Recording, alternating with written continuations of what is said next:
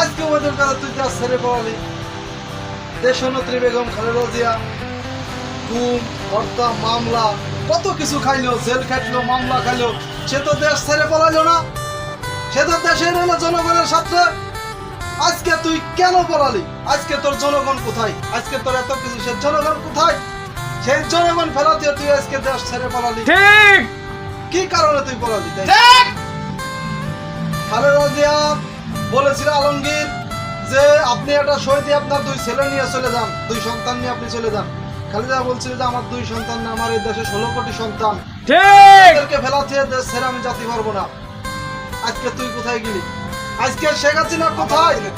আজকে শেখ হাসিনা দেশ ছেড়ে বিদেশে চলে পড়াইছে, তার কোনো নেতা কর্মে একটা লোকের কোনো খোঁজ খবর নিল না। ঠিক কি কারণ? আজকে 16টা বছর বিএনপির নেতা কর্মীর মামলা হামলা দিয়ে জেল কাটাইলো, বিএনপি তো সেখানে আছে। আজকে আমলিগ কই?